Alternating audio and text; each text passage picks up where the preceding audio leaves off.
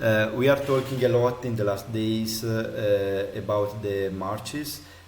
People from Morocco, as I said from the beginning, at the beginning of the interview, there is this march coming from, there's people coming from Morocco, Algeria, Tunisia, passing through Libya with the intention of getting to Rafah. Same, there is this big march also coming, people coming from Europe. Everybody wants to pass through Egypt.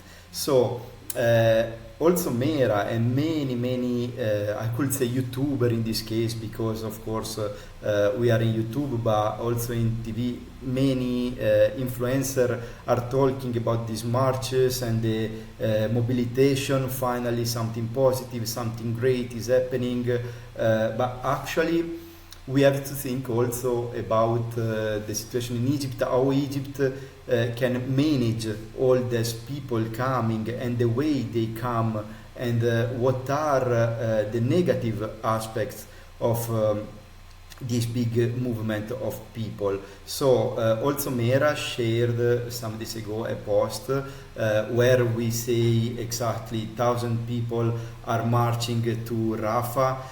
From our point of view, of course, it's nice to see this big movement, but of course, Egyptian people see also all this movement in a different way. That's why I would like to ask you how people there, because of course, also if you are in Germany, you are in contact with many people in Egypt, and you're talking a lot in these days about what is happening. And I would like to ask you what is what people, how people are taking this situation, are managing this situation in Cairo right now. Mhm. Yes, thank you, of course, for this question. And also, I saw the post from Mera actually a few days ago in support of the march. Again, I appreciate, I think maybe you are the only channel that is somehow opened to listen to an Egyptian perspective, which is, in my case, is very important perspective, given that actually the march is to be held in Egypt. So in that context, of course, the Egyptian voices are also important to be heard. There is no doubt that any efforts to support Palestinians in whichever way is welcomed by Egyptians. However, we have to bear in mind that we are also somehow maybe calling for something that we don't fully understand the consequences. I'm not sure if this global march actually was organized with taking into consideration the Egyptian perspective, by talking to different voices from Egypt, by coordinating actually with the Egyptian government or not. It's not very clear to me, because on one side you have the activists saying we were coordinating with the Egyptian government. The Egyptian government stated this did not happen because many of the people actually do not have visas, the required documents and permissions to enter the country. And the last update I saw on one of the pages actually that they requested permission from the Egyptian government. The Egyptian government did not give them the permission. So on what basis are you mobilizing the people? The situation is as follows. Given the very critical history Egypt has with Israel, given also the obvious announced objective of Israel to expand its territories, supported by the USA, to achieve the Grand Israel. Trump said that Israel on the map looks so small, it needs to be bigger. So, I mean, this is supporting the Grand Israel plan by the USA, this statement in general. Who guarantees that if these people enter the country and they reached the border of Rafah, no chaos or problem will happen at the border? that then would lead to a direct engagement between Israel military and Egyptian military. Who can the organizers guarantee that this big number of masses, once they reach the Rafah border that is blocked, and we saw that is blocked from the Israeli side, all the high level diplomatics that visited the Rafah border witnessed to that. They were not even themselves allowed to enter aid. And these convoys, there are some sources saying they have aid, some sources saying they actually don't have aid, they just want to come to protest. Great. Can you guarantee that this will not get out of control, giving Israel a excuse to actually engage militarily with Egypt? And then Egypt, of course, has to defend the people at the border, has to defend its territory, and leading to an escalation and another war between Israel and Egypt. No one can guarantee that. No one of the organizers can come on TV or on any official place and guarantee that this will be completely peaceful. It will not get out of order with this huge number of people coming from different countries without any security clearance. Especially if you pass through Libya, and unfortunately part of Libya has terrorist bases. So joining also the convoy, and Egypt is expected to open its borders to a huge number of people without knowing who those people are, crossing a distance of 7,000 kilometers from the border in Libya to reach Rafah, so passing through all the Egyptian cities, and this will go peacefully without any problem, and it will just convey the message.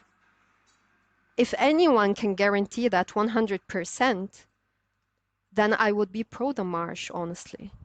But this is the first reason why maybe I don't find it the best idea, because you want to save Palestine, but on the other side, you are willing to sacrifice Egypt. Second of all the Europeans, mostly of them who are coming, are entering the country with a tourist visa. You're not allowed to protest with a tourist visa. No one is allowed to protest anywhere with a tourist visa.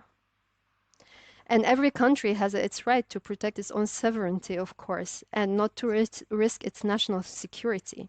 And to my European fellow humans, why are you not protesting in your own countries in front of the Israeli embassies?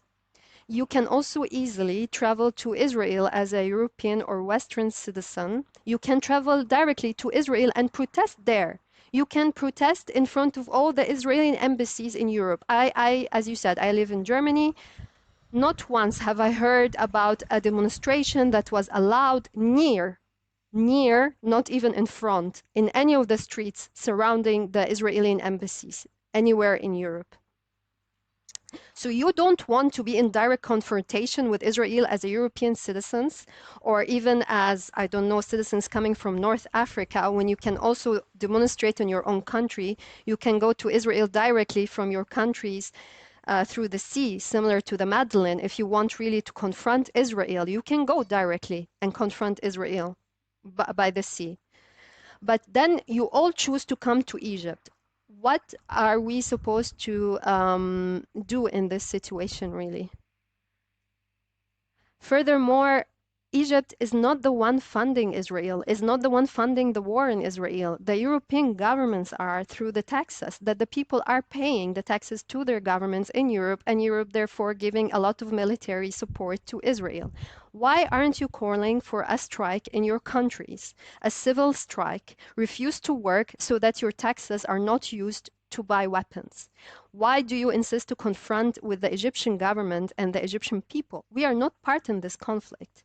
We are not the enemy, but you insist on putting us in a situation where we have to choose between our own national security, our own sovereignty, versus Palestine.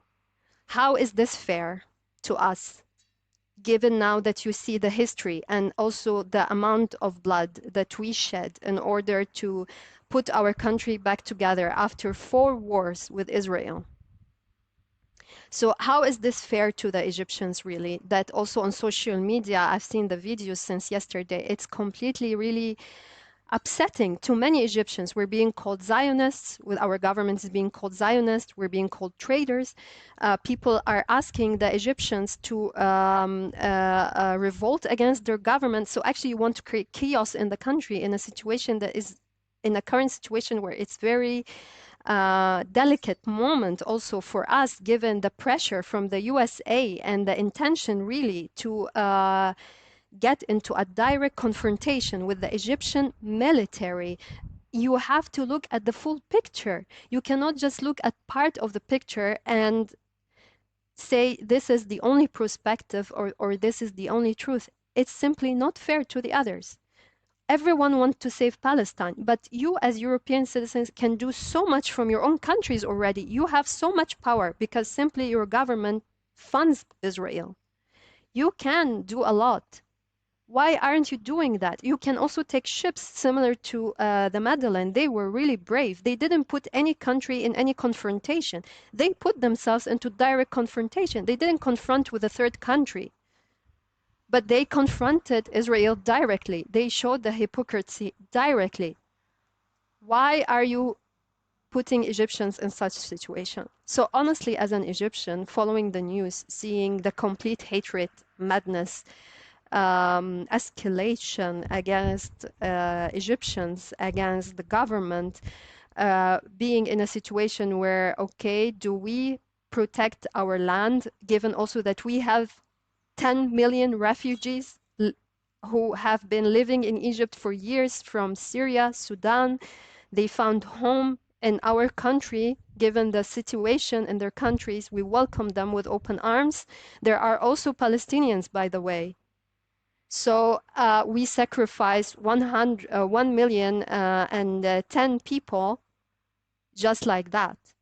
This is how I see it, because no one can guarantee, again, that such marches with such global number of people coming from different countries in the world will be super organized, super peaceful, no chaos, no accidents, no problems, nothing to threaten actually the people participating. And you are demanding that the Egyptian government provide safety and security for something that we were not part in organizing, and we cannot guarantee the safety and security of such numbers of people coming into our countries without even knowing who is coming.